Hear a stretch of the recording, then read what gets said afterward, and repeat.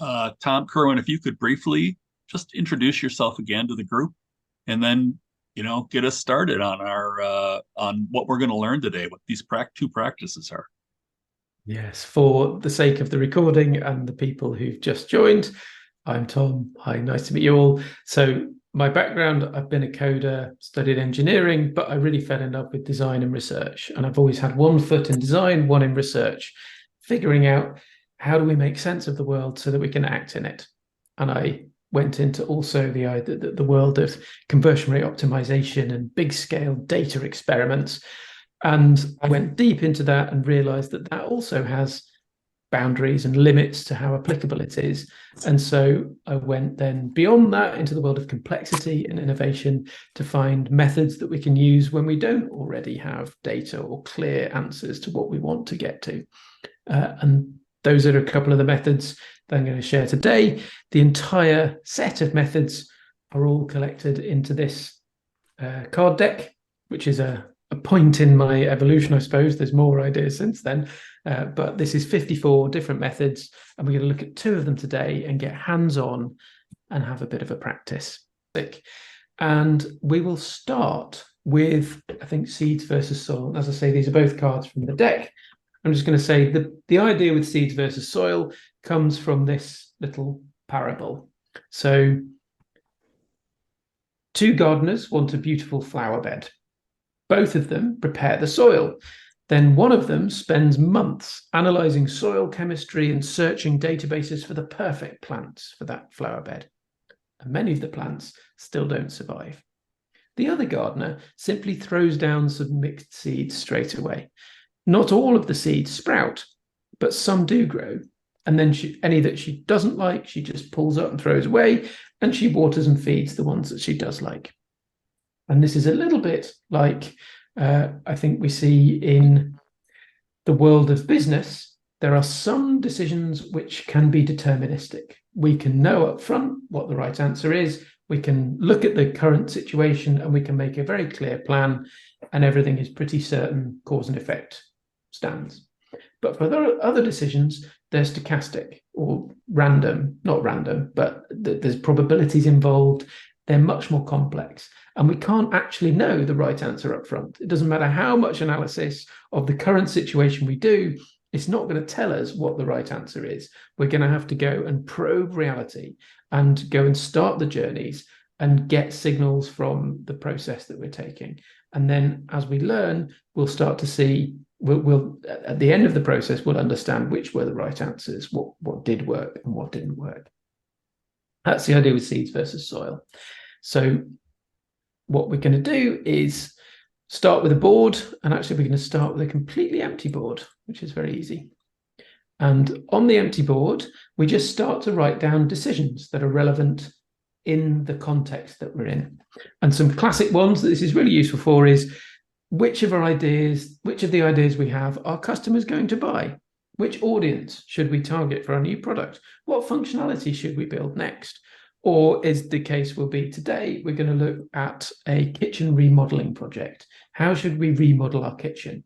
And we're going to have to work together as a team, if you're in those breakout rooms, to figure out what are all the decisions, or what are some of the decisions you're going to need to make as you think about remodeling your kitchen. You're going to stick those decisions down, one decision per sticky, and you'll end up with a whole bunch of stickies all laid out in a big clump. What you're then going to do is read through the stickies and find 2 exemplars for these extremes. So one of them will be the one where you can most know for sure the right answer before we begin. There'll be one decision where you can say, yeah, we can look at the data, we can know the answer, bosh, we're done. And there'll be another decision where there is no amount of prior analysis that's going to tell us the right answer. We'll only know in hindsight. So you pick those 2 extremes and you pop them on the left and the right, and you label one of them seeds and one of them soil. And then we're going to add 2 more stickies. There are some decisions. So the next instruction is to say some of these questions are critical to answer right now, while others can wait. And we want to leave every single decision until the last responsible moment so that we can keep our options open and so that we can make each decision when we have the most possible information. And so we're going to add the labels critical and can wait. at the top and bottom of the workspace. Then we're going to take all of those stickies that we started with, and we're going to shuffle them around and arrange them on the workspace so they're in between the two. So you move them around, say, well, this one's critical and we can't know up front. This one can wait till later, but we can know the right answer. And this one, so you end up with a bunch all laid out in some sort of arrangement, and you get to discuss it. If there's any way you find that you've got disagreement, you can break it down into smaller decisions and see. So maybe people are saying, well, no, this one we can know the right answer up front. Somebody says, oh, no, but there's this part that we can't know up front. Okay, break it down. And you're going to have two smaller decisions, which you can then agree on. And then once you've gone through all of those, you're then going to add in just draw a wavy line with a pen, just stick that through the middle, rather like that. And that's going to be your division between your seeds and your soil. Then with the soil, you can just get on with those. That's a project plan. This is what you're going to do. And you've got a rough order that you can work in. For the soil, not soil, on the left is the seeds. And for the seeds, you're going to need to plant 3 to 6 plausible answers at the same time. So you're going to do probes, multiple probes, in order to see which of these seeds sprout, germinate, etc., and which of them don't. Which of them you like when they start growing and which of them you don't like when they start growing. And you're going to have to find that out. So that is seeds versus soil. I've seen this. This is based on a couple of other methods, which we could talk about now or later. But where I've seen this be really useful is to bring teams to an understanding that we can't plan everything up front, and to understand that there's not one way to work. We need to do some stuff in a planned, programmatic way and other stuff in a more exploratory, discovery-based way. And that's okay. You can do both. It's not a problem. For the other one, anatomy of an insight, this, I think, Rose made asked a lovely question, which is, well, can you use these together? And actually, yes, you can. So if you've got a question and you're trying to, I think, did we lose Carlos? And these coming back in again. So for, say, either of these questions, you might find that you want to create more options for action. Well, that's what anatomy of an insight is all about. So where do I go through this? I'll just take you through a story. So this is a real example where I was coaching a product team who they came to a session with an idea, and they decided, we've seen this feature, this whole chunk of code in another app, and we think this is really good. We want to copy that, and we think that would be great. And so I said, okay, not a problem. To me, straight away, I was like, this seems a bit incoherent. I don't know what you're talking about. This is a huge piece of work, and I don't see how it's going to work for us. But I didn't challenge them or say that. Instead, I said, okay, tell me, what are the signals that you're seeing in the world? What are you seeing in the world? What have you observed that makes you think that that is the right thing to do next, the right option to take? And they said, well, the feature looks good. Our adoption rate is low, and we know we need to work on the adoption rate. That's what we've been tasked with doing. The biggest drop-off in our adoption is at step 2, and this feature will help with that step. That's what they said. So I said, that's great. Now, actually, the feature will help with that step.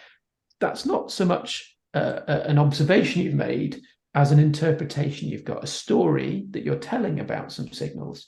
So you're saying, well, the feature looks good, our adoption rate is low, the biggest drop-off is step 2, and the story we're telling is that copying this feature we've seen will help us with adoption at step 2, which is nice. That could well be true.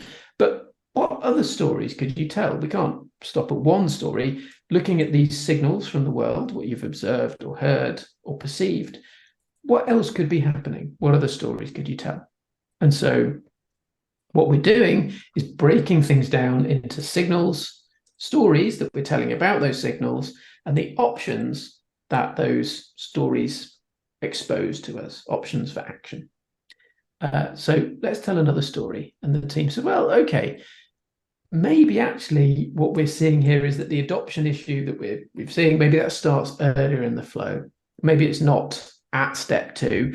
So in which case, maybe putting the feature there wouldn't really help. And they realized as they were telling that story, maybe adoption starts earlier in the flow, they remembered, oh yeah, and there was a user that actually said they didn't get it at the start.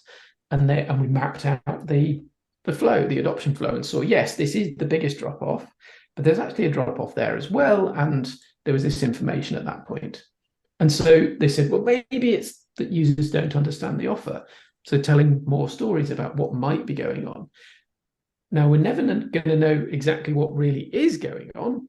That's not something that's ever really available to us, but we can conjecture what might be going on, and that might give us different options to take action. So if that's the problem, well, maybe we're going to test and then clarify the offer we're making. Perhaps we could make sure that it's more understandable, and maybe that'll help. But we're not going to stop there. What else might be going on? What other stories could we tell? They said, oh, maybe it's the next step. Maybe that's not clear enough. We did see 3 people looking for the button when they're at this screen. And so maybe it's that. Maybe what we need to do is copy that other app's button, not the whole feature, but just a tiny element of it that's much quicker for us to test. So that's a really high level version of it. And in fact, in the situation with this team, they came up with about a dozen different stories and created a dozen different options, most of which were like small versions of the big copy an app feature, but they had completely different ones as well. So we were totally freed up then from, we've got this one idea and it's big and that's all we can do, to suddenly seeing, actually, no, we've got a load of options. And they then themselves went to, right, well, actually, that one is much more exciting. Now we've explored all of these possibilities. What you should have in your chat, in your meeting chats, if you see it as like an instruction for the breakout sections. So I'm going to be floating around, joining the different breakouts. And if you have a question, then I think you can raise your hand and I'll be able to see in the participant list and come and jump in. So I had a chance to jump into all the rooms and saw some good stuff going on.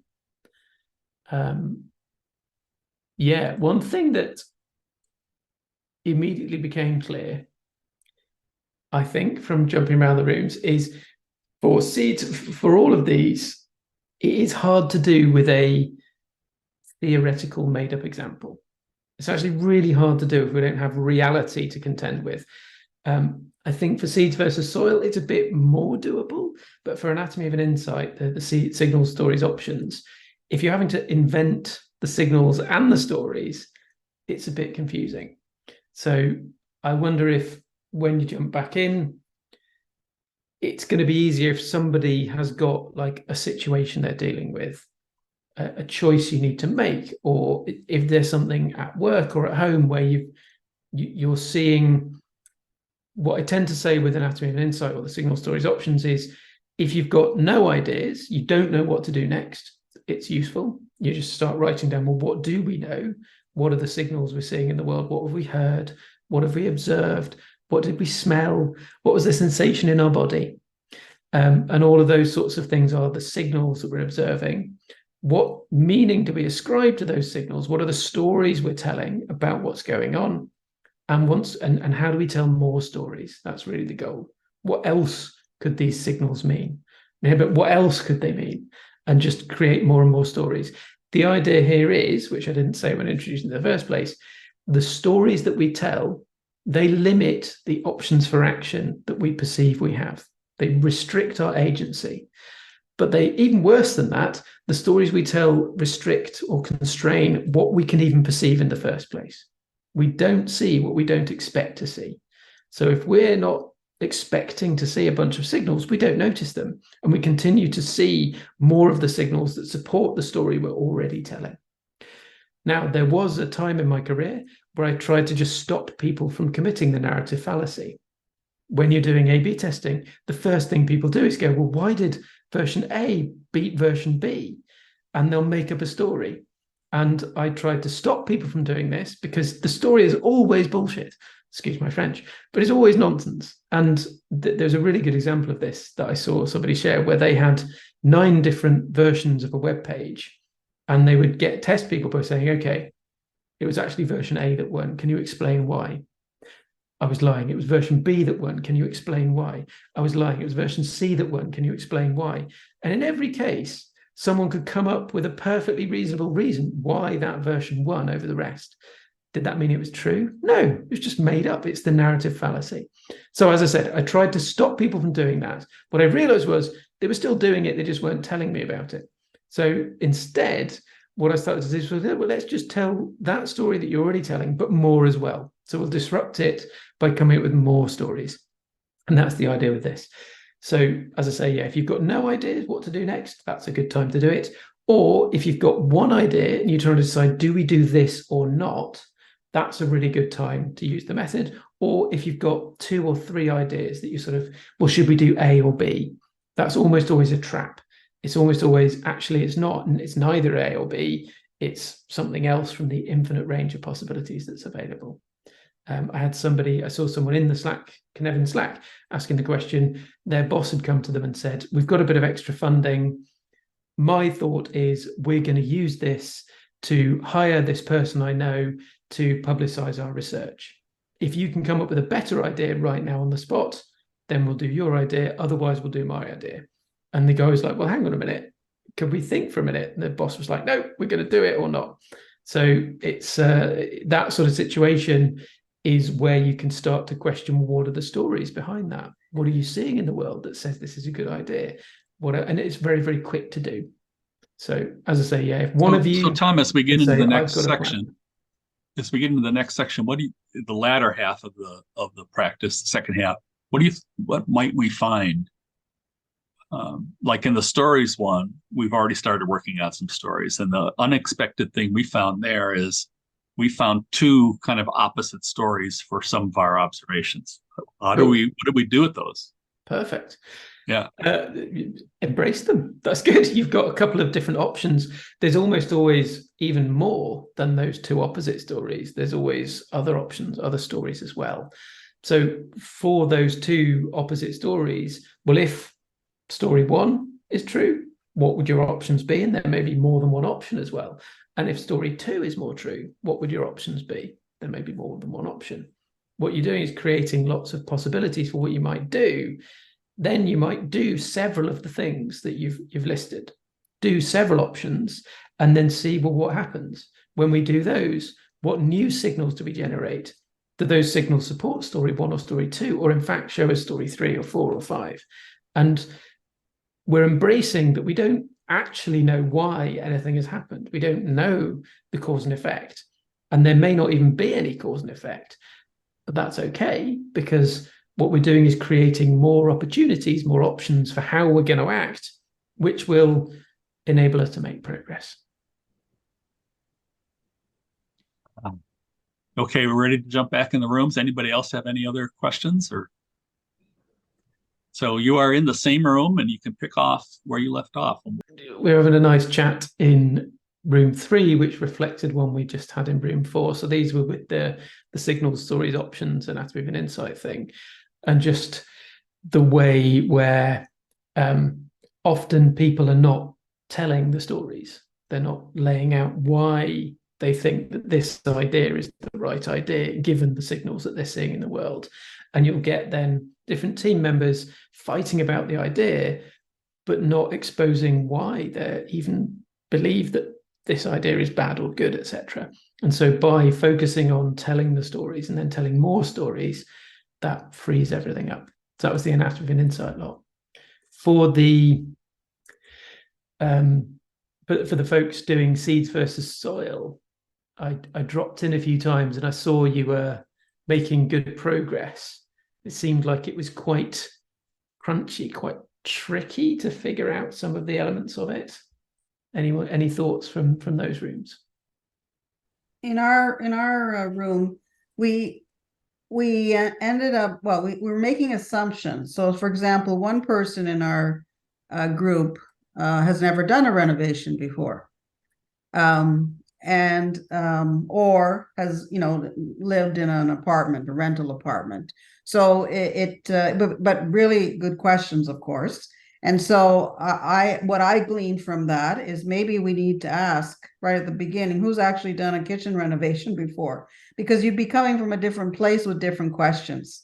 And that came out through the exercise. I don't know if anyone in the group wants to add anything. If that anyway, that was an insight for me.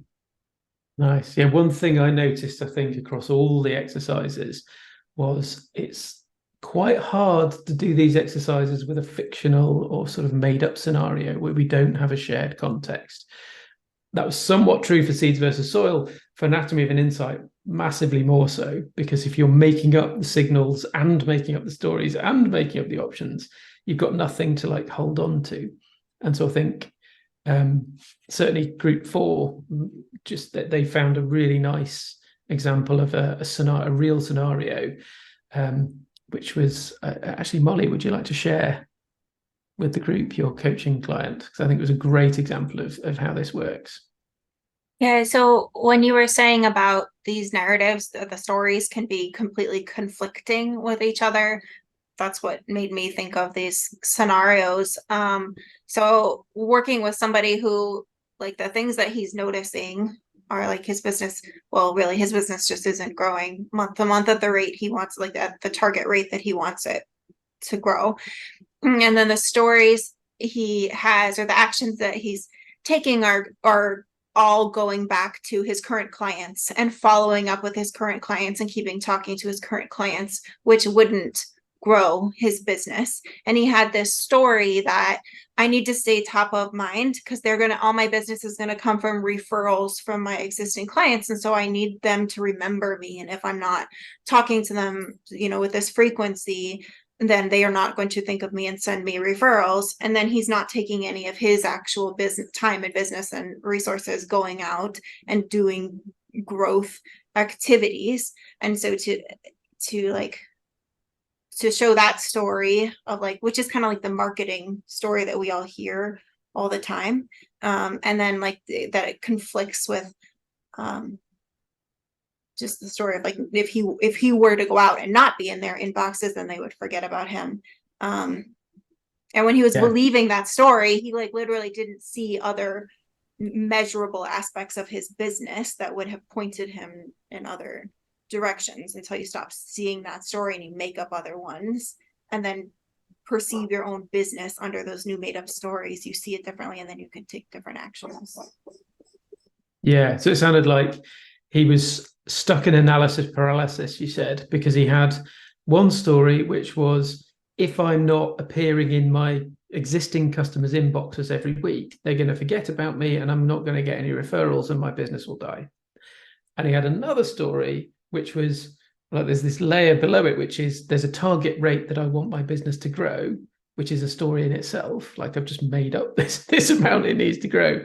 And I need to go out and do outreach and marketing outside the business. And he gets stuck because he didn't have time or the ability to do both together. And he thought they were in conflict. And it sounds like what Molly did was help him see that maybe they're not actually in conflict. Maybe you can have both. And that's okay. And that they're made up, which is what you were talking about too. Yeah. Cool. So that's a lovely example. And it's that thing of, I think the other point that Molly made, which was great, was when he was with the people who were talking about maintaining your existing customer base, he was seeing all the signals that were about why the existing customer base was so important and ignoring the other signals. And when he was in the other world, it's all about the marketing and outreach. He was then seeing a different set of signals and not seeing the ones about his existing customer base. And then when he was on his own, he was stuck because he didn't know how to handle the conflict between the two. So it's a really interesting, it was a good example. And then it sounds like, so there's definitely some events coming up. I'd say if you're interested in checking out the decks, I'm putting a link into the chat, which is, it's you get 10% off with that link and I get a little bit of a kickback. However, I also don't mind if you just go to the PipDeck site. They're doing a Black Friday sale at the moment where if you buy a bundle of decks, you can get really quite big savings for the Black Friday time. I'm not sure what the time period is. And I know that they're also legitimately selling out of decks at the moment. It's the demand has been, they bought twice as many as they thought they'd need, and they've nearly run out. And we're not even that far into the month. Each deck is 54 cards, where each card could be a book. In theory, it's kind of the highlight notes and the actionable steps you would take from a whole book, but compressed onto a card. That's my pitch. The other one, I just want to say I'm really excited with the Nora Bateson one you've got coming up, because she's awesome. Huge influence on the deck. So we want to just move into a little bit of retrospective, some theoretical stuff, and then Q&As. I'll just kick it off, if Tom, if it's okay, and just say from a leadership lens standpoint, in my experience using this, not the seeds, but the other one, is a lot of, we think of leading as having three primary objectives, and one of them is to make sense of things for ourselves and to sort out things that are unclear, and to get a better sense of what our landscape is, and then to better appreciate where we have facts and where we don't have facts, and where we need to learn more. And from that perspective, and then moving it into action, which is, the other one would be moving our ideas into the seeds and soils thing and planning action. So these two practices fit two of those lanes of leadership, to the point where I think if these are innovating, then innovating is another synonym for leading.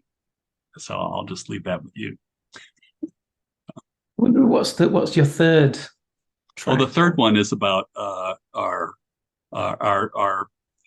creating resonance and connection on a human level, so that we can actually open up some of this innovation, have this environment of trust and innovation, be present as ourselves and with our ideas and all that stuff. And so that's coming from I like to quote the collective intelligence group at MIT, is a gal named Anita Worley, who did some really simple, clear research that says the groups that get the best results have two ingredients. They know things, so that's the understanding piece of it. The complexity piece fits right in there. And that they are open to each other, and they recognize each other when they're stuck and when there's disagreement, and all that stuff can happen. So in fact, they are creating ideas and be able to execute action effectively. So it's those three things. Lovely. Yeah. Yeah, no, I like those, and definitely feel like the context in which I've used these methods most of all is one where it is just showing up and being present and straightforward and honest with teams of people. And I think, if anything, these are not the be all and end all. So a lot of the methods in this deck, and these two especially, are not the be all and end all. They're not like the answer where you're going to turn the handle and out pops innovation. Instead, they're more like scaffolding. It's like training wheels to shape ways that we think about how to move forward. So seeds versus soil is a good example. A really common thing that I noticed on a bunch of teams, I don't know if it's familiar to you too, people are stuck and they're like, we don't know what to do. We don't know how to start until we have a vision, until we know what it is that we're supposed to be doing, until we've got a plan and we know the answer, and then we can work backwards from the answer and plan how to get there, and then we'll be okay. And that's fine if you're building a house or potentially doing a kitchen remodeling, but not all aspects of building a house or remodeling a kitchen can fit into a linear plan like that. And when you get into business and you're trying to do innovation and you can't know upfront what the vision ought to be, how are you going to work backwards from a vision and have a plan?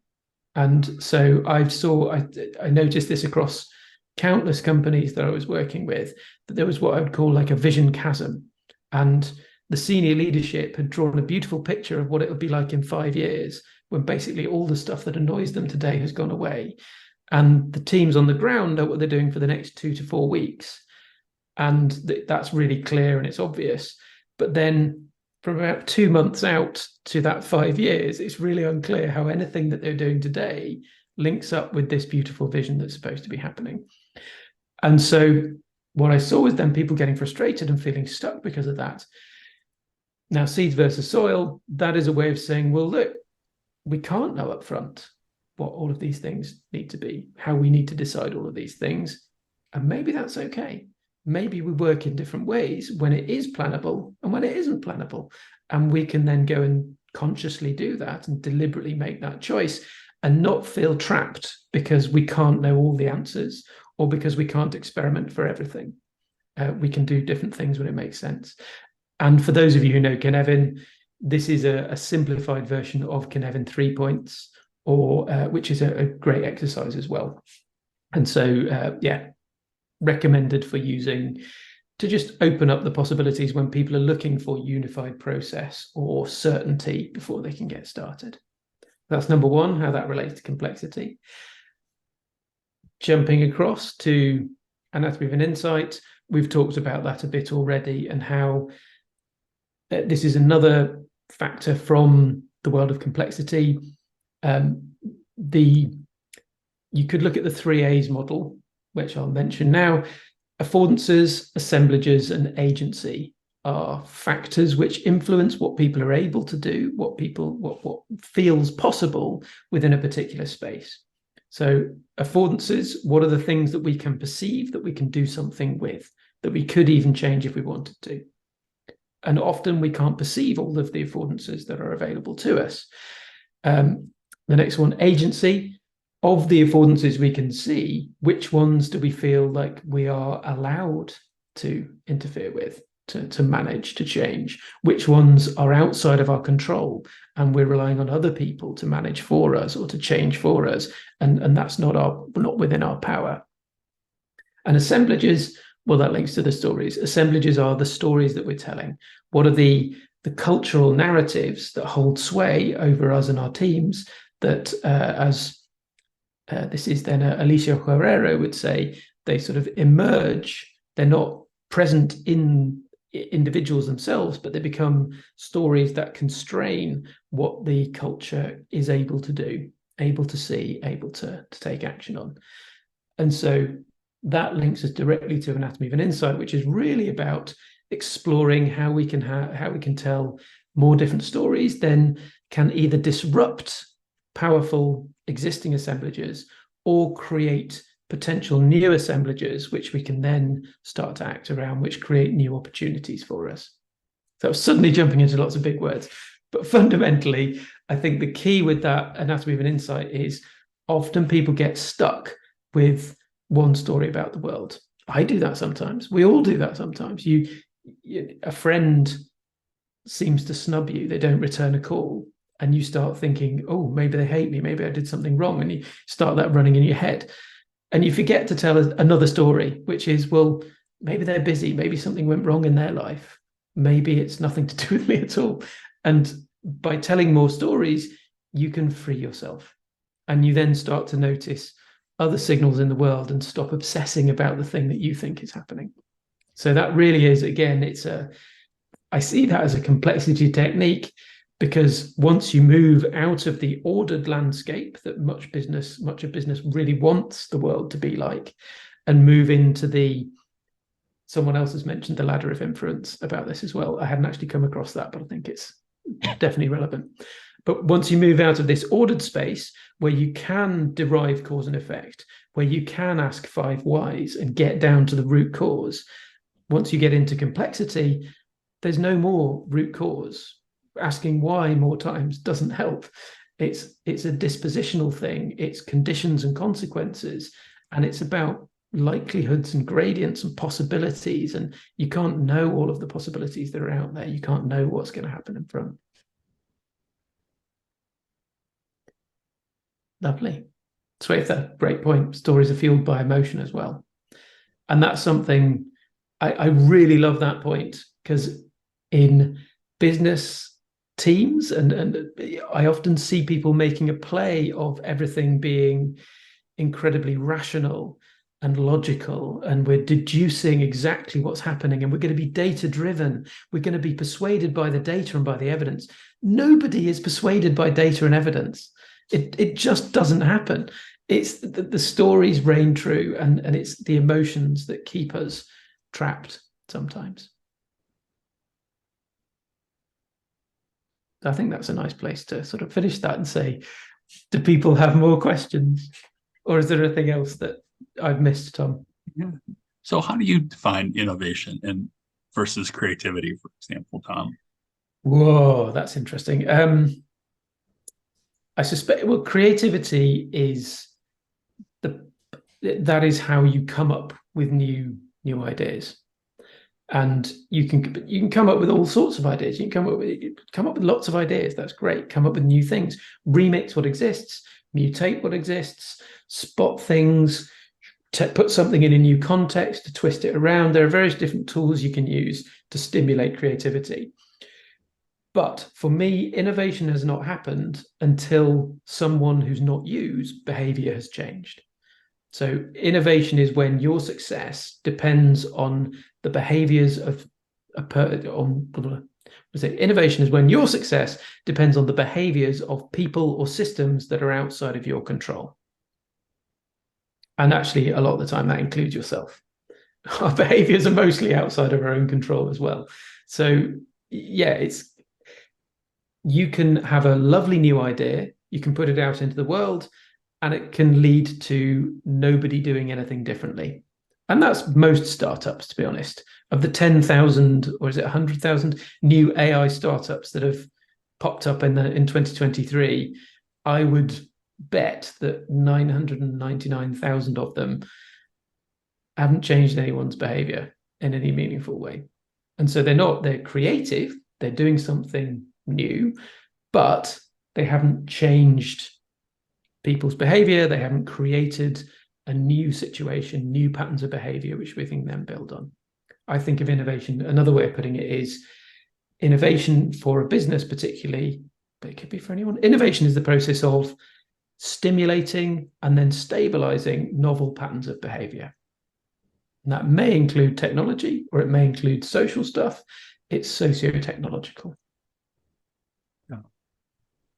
I don't know what the right answer is. And like a lot of our language, it sounds like we're talking about two things, and we're talking about maybe two different perspectives or facets of something.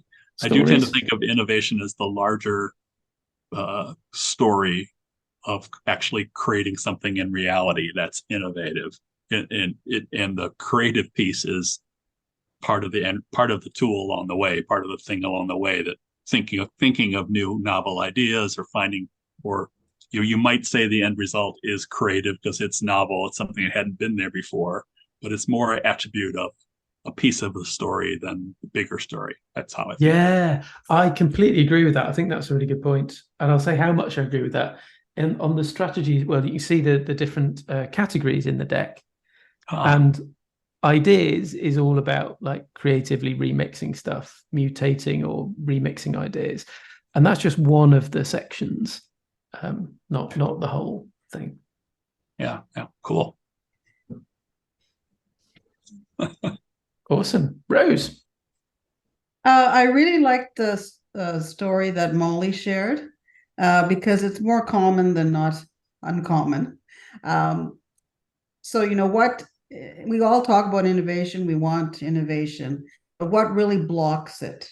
And so, Molly gave an example of a client in a business, but in all kinds of organizations, the day-to-day, drudge of running the organization, ineffective meetings, ineffective procedures, it really drags people down. So I don't know if you've done any work on, while you're trying to innovate, how can you kind of clear up those cobwebs that keep getting in the way? And so is there a mechanism to do that at the same time? Or a different approach? That's all the more fun. I think there are multiple layers to that and conditions. I'd say I agree with you. I think in most organizations, the conditions don't exist in order for innovation to even be possible. And one of the factors that goes into this is that innovation is fundamentally unpredictable, and it's non-linear, and it's non-causal. You can't know up front. There is no deterministic innovation possible. Whereas what good management is all about is prediction and control and keeping things nice and linear. And so it's almost antithetical to a well-run company. A maturely well-run company would be mainly not innovating. And so in many organizations, you see people talking about innovation, like saying, we really want innovation, we want new and innovative ideas, we want creativity, et cetera, et cetera. But it's not the fact that it's not because nobody's coming up with new ideas. There's hundreds of sparks. It's that there's no oxygen, and the sparks get snuffed out as soon as they appear.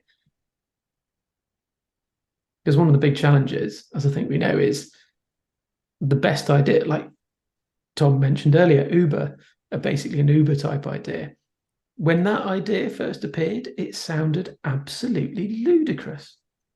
Like, press a button on your phone and then get in a stranger's car and have them take you somewhere. Who would do that? Yeah, it's ridiculous. And Airbnb is the same. It's a ridiculous idea that nobody would do. Who would bother with that? And that's one of the hard things with innovation is, so someone in a giant company, Microsoft, say, has that idea. How far is that going to get through the ranks before it gets snuffed out? Mm-hmm. The only ones they want are the safe ones that they know are going to work.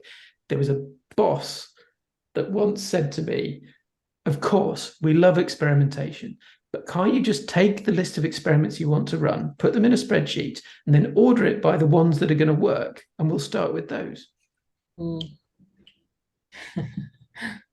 Well, I half agree with you, Tom, if I can be the elephant in the room thing. I do think that it's true signal that big organizations and even small ones are bounded by their culture and their need to their current operations and the difficulty of shifting something that's embedded, for example, like that. But I don't think, I could be wrong, but I'll just say it's a hot button for me a little bit to characterize one as management and one as innovation, because I think it plays to this bad management thing. And that's not a good situation. That's not a healthy organization in terms of them being able to, reinvent themselves so that they can live another day. But I don't know. I also coach a handful of people who are the senior technical innovation people at one of the larger financial organizations in North America. And they have people dedicated to this, and they struggle with this all the time about how do you incubate new ideas and innovation in large organizations, especially conservative financial institutions, for example, right? And these are not lightweight people, but so it's a real dynamic and a real problem. That's all I'll say. Yeah, well, I'd say that there's another factor which is worth considering, which is when you have something novel, it tends to follow an S-curve. So at the beginning, for perhaps longer than anyone would like, it looks like nothing's happening or not a lot. The signals are very small, very weak. And then by the time this curve has started to turn up and we've got something spreading, often the business has got fed up and the signal, like, you're not getting the results you need because they've already got this business line that's making billions. You got to get quarterly results. Yeah, quarterly results. And this thing that we're plowing money and energy into isn't making a dent in our quarterly results. And the fact that in 5 years' time, it would become the main business is not visible at the start because it's not linear. It's really hard to know what is it that's going to work up front. I'd say if you're interested in looking at what might be conditions that can help to foster innovation, there's actually an interesting book by a guy called Vaughan Tan called The Uncertainty Mindset. I really hate the term mindset, but that said, I think the book is really interesting. And what he's done is go and study how the culinary world became a hotbed for innovation and how now in the top restaurants in the world, it is just a given that they will have an innovative test kitchen and be coming up with entirely novel ideas all the time. And how those restaurants have therefore created systems which make that just a thing that they do. So, Tom, think of mindset as mind assemblage and not mind fixed. And yeah, it does help. Yeah, but I prefer assemblages to mindsets because we often have them. Rose, You're on mute, Tom. I didn't hear what you said. Sorry, Rose, did you have a follow-up on Oh, no, that's good. I think someone else had their hand up. I saw that before. I did. Kyle. I did, but then Tom kind of asked the same question, so I kind of covered it. But I suppose just to lean into it a bit more, it's probably some advice actually, or any build upon that, because where I'm at the moment, we've got this opportunity to kind of like explore that, and I kind of feel like I'm just a manager in this. You know, there's other leaders who are doing this. So like, how do you make that case when it's sort of this sort of diving into this space of complexity? There's a lot to learn. There's so many other bits of literature, and sort of trying to kind of take all that and distill it to make a compelling case to think differently. It's very easy to go like that's just a weird thing.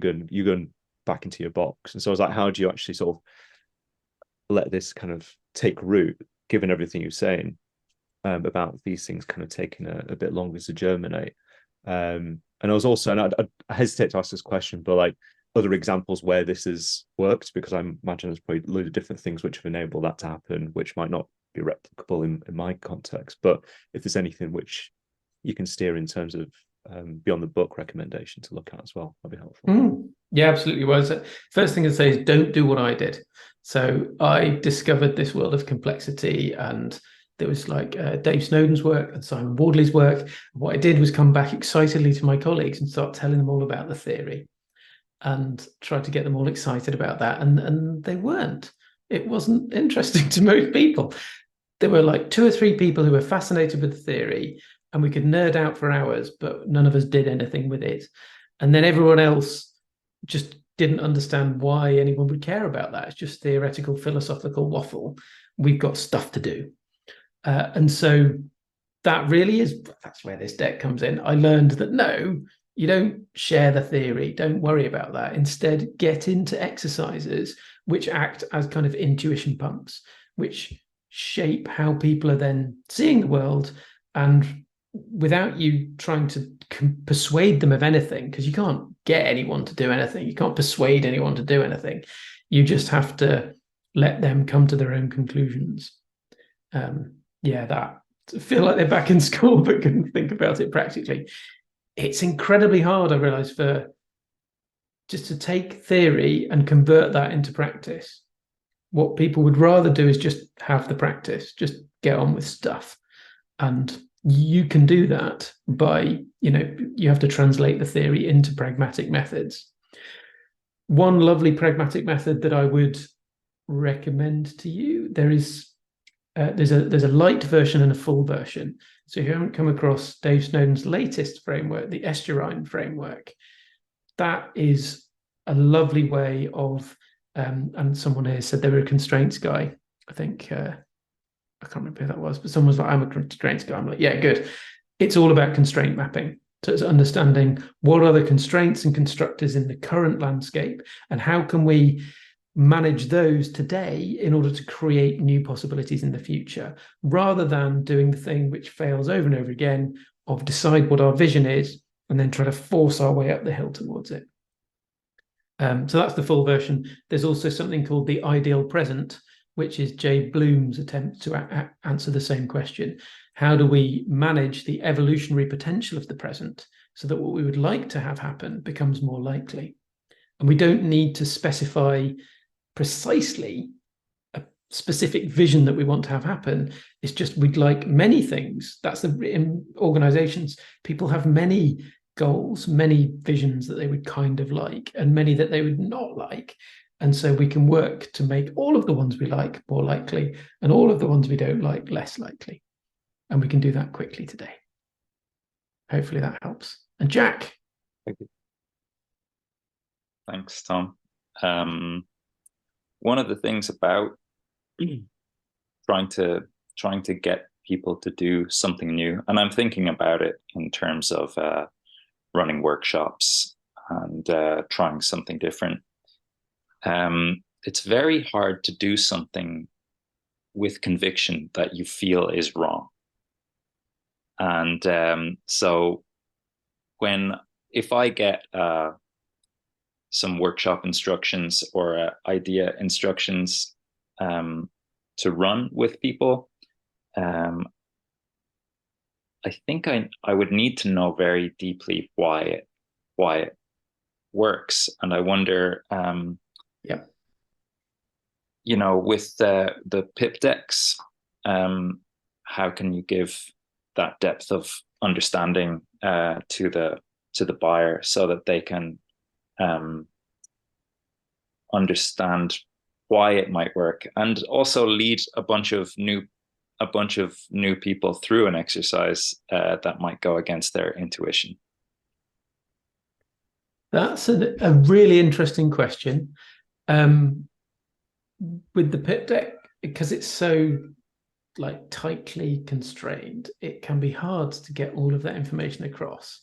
I'll say that along with the deck, with each card, there comes a video. So there's this vault full of videos where the theory is explained, where I try to explain the theory behind each card. It's difficult because there's so much. And yeah, I think there is a point where there's going to be some of these cards that just don't feel right to begin with. And it's also, I think you're right, it's hard to stay with running an exercise if you don't fully understand all the depth behind it, or you don't really get it, you don't feel like it's really right. But there's a range of options available to you. And the idea is you start where you need to start, where you get it and feel like it's worth doing, I think. So does that help? Yeah, for sure. Yeah, the vault thing sounds really good. And I think I think you need to read through the instructions until you really feel like you know why you're doing each step. So, yeah. I think that's probably true. Yeah. Yeah. The other thing I often recommend is you don't have to go to like the big workshop straight away. You can start just yourself or yourself and a friend and just try it out and get a feel for it. And you'll start to see by just applying it in reality. Yeah. A bit like, and that's why we just jumped in and started using them today, because then you get a bit of a feel for it. But the first time is always weird with every time I've learned any method, I can say, I've gone, well, that sounds good. I'm going to try that. And the first time I try it, it's a nightmare and I get it all wrong. And then I realize, right, I missed that and that and that. And then it gets better as you do it each time. Cool. Thanks, Carl. I just feel like I want to make more comment on the question about how do you get innovation to happen. And your point, I agreed with you, is you don't start by complex theory. And I was going to pitch your cards as a good example, because to me, there's like two questions. How do we get the people in my circle to be more innovative? And the answer to that is start using some practices that help them look at problems differently and plan collaboratively and all that stuff, right? The second question is, how do we get the bosses to sponsor us doing something differently? Well, they certainly aren't going to say yes if they don't see you guys gelling, or gals, excuse me, gelling and operating and showing that you're innovative. And if you're doing those things, you're probably going to be showing some great results that are different and begin to build a bit of a reputation for taking on more responsibility. Perfect. Yeah, that's it. One final thing is, I think somebody says, Swetha, yeah, you're asking, when people are talking about story signals, how do you encourage them to think outside the box? Is this exercise suited to workshop format with stakeholders? I would say yes. Using your judgment a little bit about, is it safe for you to be questioning these people right now? But with the way that the signal stories options exercise works, this is what I think is a good example of when you can be a leader, because you can, without having to be invited, without having to arrange a specific workshop or invite people to something, when a conversation is happening, you can just start laying these things out and say, hey guys, I noticed it seems like we've got these signals and it seems like we're talking about these two choices, but it's not clear to me. Why do you think these choices? And just start to get that to happen. And then treat it like a bit of a conversation where you're using the board as a support for your conversation, not as like this is an official method. Yeah. And that's with most of the techniques in the deck. It's not like this is an official method. It is slip it in where you see it's appropriate. There's lots where what you want to do is disguise it as something else. so that you sell it with a nice wrapper where it's going to give the people what they think they want. And then what comes inside the wrapper is this intuition pump where they pop out the other end going, oh, maybe some things we can't know up front. Maybe that's okay. Maybe we could do something different for those. Got it. And Yeah, I think that the reason probably- why I asked this was often people will come with very specific solutions or signals of what they think. But if we want to expand that field of thought, what would be some ways to do that, or does it emerge organically, or should that be part of the how we're thinking through this? So that was my question. Lovely, yeah. And what I'd say, the final point there, I don't think you can't make anybody come to the right conclusion, because as well as they might be wrong, we might be wrong. I'm often wrong about what I think we should be doing, and that's okay. All I want to do is say, well, yeah, we might all be wrong. How are we going to find out? But I can't make them come to the conclusion I want them to come to. What I might be able to do is disrupt the current thinking a little bit and maybe open the opportunity for us to do something slightly different. Yeah, and I do that's that over and over again 100 times, and maybe we get somewhere new. Right. Start small and build from there. Thank you. Exactly. I'll also add a slightly, you can look at it from the other side of the coin too, is that things are already disrupted and broken. And an exercise like this, especially with stakeholders, can create some cohesiveness and opens up a dialogue they're not having. They're not having it because they don't have time, they haven't had the opportunity, or they've got, grudges against one another. They're into the drama of the organization, right? But so it's not that things are always, sometimes things are solid and you want to open them up, but sometimes things are just like Chaos. Yeah, or certainly they're understandable but not understood. At least in part. I mean, I think every executive leadership team I've come across, it's like a knife fight in the boardroom with a sort of stormy 100-mile-an-hour winds going on. But then they present this lovely unified front outside the room, so nobody realizes how bad it is. Because they have to, but this would afford a practice like this would afford them the opportunity of discovery that they need to have, so that pretended alignment actually has some substance behind it. So. Yeah, I think so. Yeah. Awesome. And we are out of time, actually, Thomas. We are. It's whistled by. Respecting people's schedules. It's been great. Thank you. Thank you all for joining in and having a go and trying this out. This was an innovation. We didn't know if this was going to work. So super appreciated. Yeah, definitely seemed like a good topic to try out some more workshopping in our Voices session. I loved it. So thank you. Thank you all. Bye, everyone. Thanks.